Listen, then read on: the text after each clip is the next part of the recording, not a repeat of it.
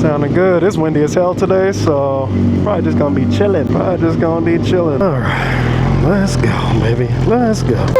Well, it's November, baby. It's November and it is starting to cool off. I love it. I absolutely love it. I don't know where all these damn cars are coming from on a Sunday.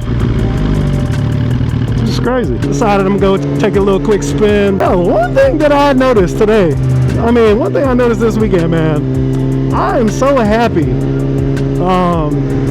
at the EICMA 2025 showcase this year. I really want to go next year, but I am just like, I was just blown away by everybody obviously that participated, all the companies. But to me, the standout for me was CFMoto. And I don't even have a CFMoto, but I am so happy about their innovation, because to me,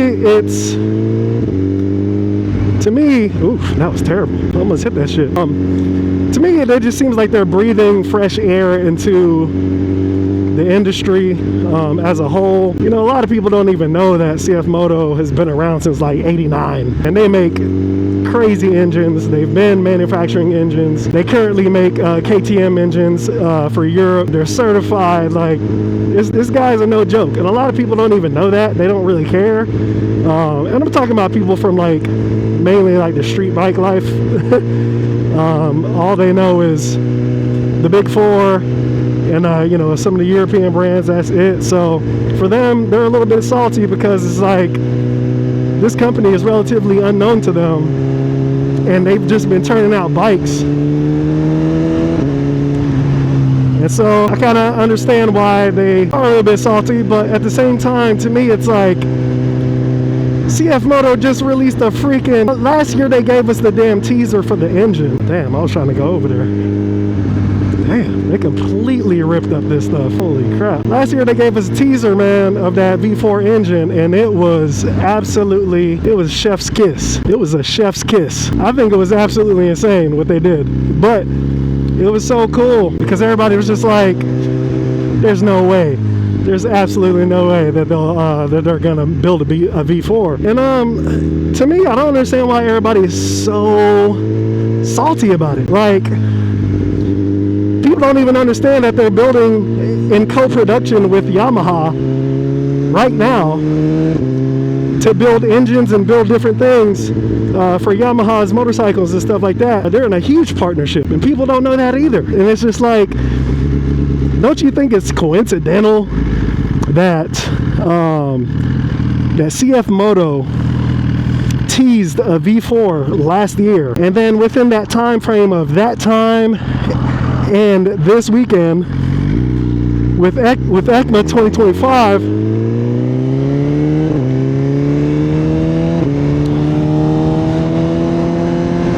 within that time frame, Yamaha has been testing a V4, right? Yamaha's been testing a V4 literally on the tracks for the upcoming next season, hopefully. But CFMoto also blew the news that they've also been testing their complete bike. So they gave us an actual bike this year, and they're testing the engine. So to me, that is just wild, and it's coincidental if you want to say so. But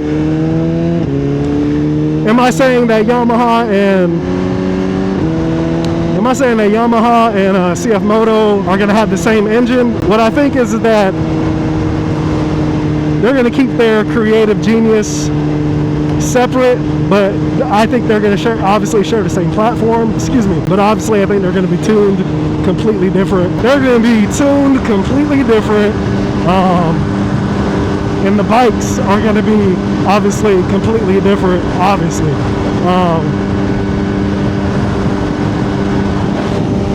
But one thing I do want to...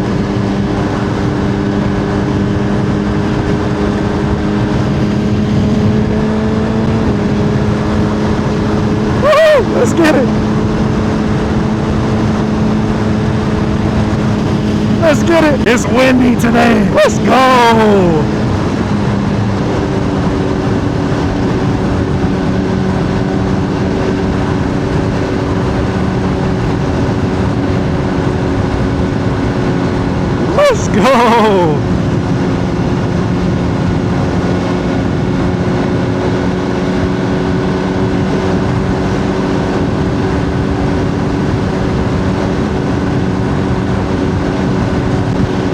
boy.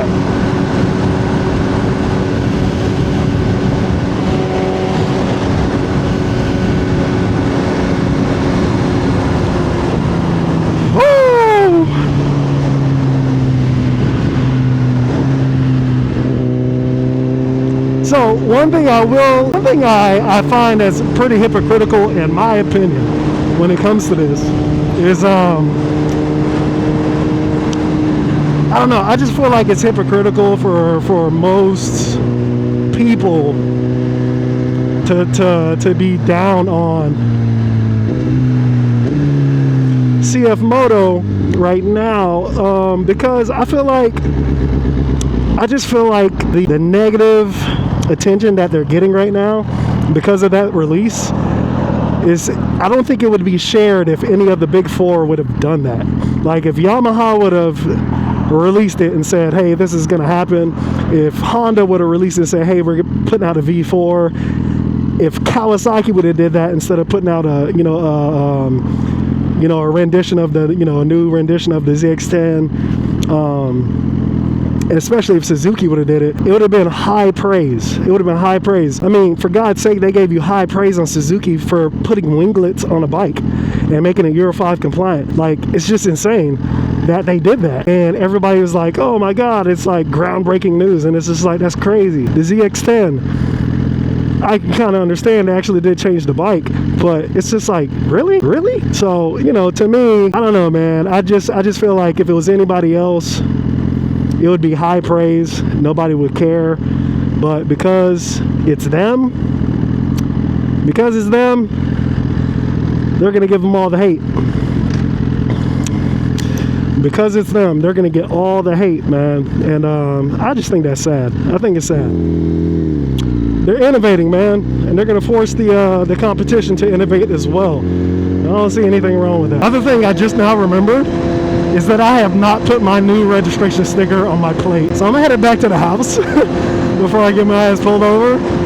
And I have to explain that I have it. I mean, I don't see it in the system, but still, I don't have to explain that shit. I don't want to have to explain that. I completely forgot about it until now. But yeah, man, I just feel like nobody else would get the hate right now. It would be all praise and glory if one of the big four of the Japanese released a V4 at Eicma. It would just be, everybody's minds would be blown. But because of CFMoto, everybody's like, they can't just come in and do that. I guess they can. And I can tell you right now, I, for one, am already excited about the 750. And I think the 750 is probably like the best buy over a Gixxer 750, in my opinion. So with them coming out with this V4, I would be happy to wait. And I would be happy to wait if that was my first. I would seriously consider trading this Gixxer in for a CFMoto V4. Like, it's just insane. I think the price point is going to be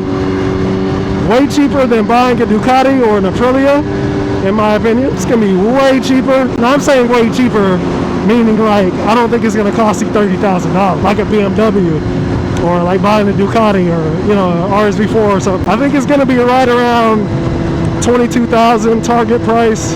Probably for a base model. I think they're probably going to have probably like two models maybe. That's just my opinion. I think if anything, they should do kind of like what Ducati and RSV4 do, like offer you like a base model with no electronic suspension, like everything's manual, stuff like that, and then offer you a factory where you get like better rims, full electronic suspension, and then make that the higher price bike that's closer to around 28,000, 28,000. But I think the base price one, I think at the very least the base price release is going to be probably like 22.9 or 21.9, 22.9. It's going to be like just right under, in my opinion, getting a BMW. BMWs have a price tag of 25, and honestly, I think that they could charge 25 for a V4, but I feel like to get people in the door, the first year model is probably going to cost like 22, 23,000. Before tax, title, and license. Before tax, title, and license.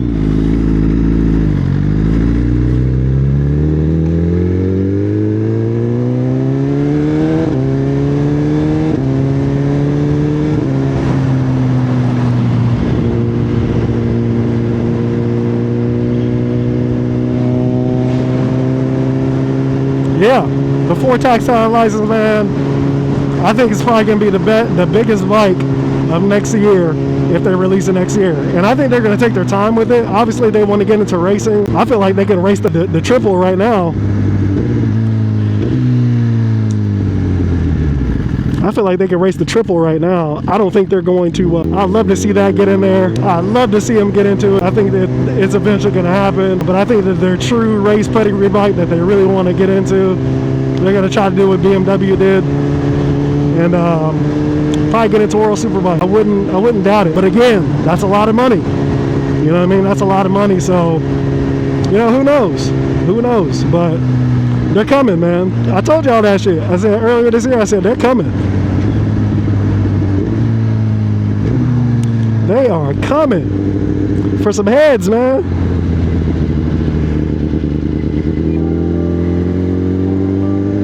They're gonna force everybody else to innovate or stay stagnant.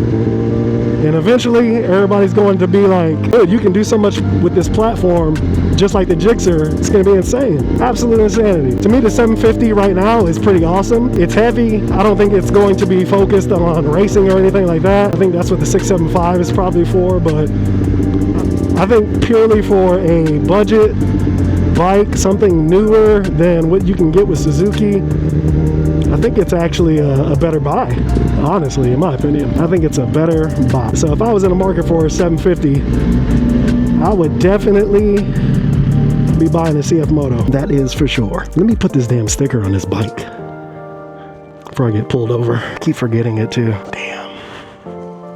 What are you gonna do? What are you gonna do?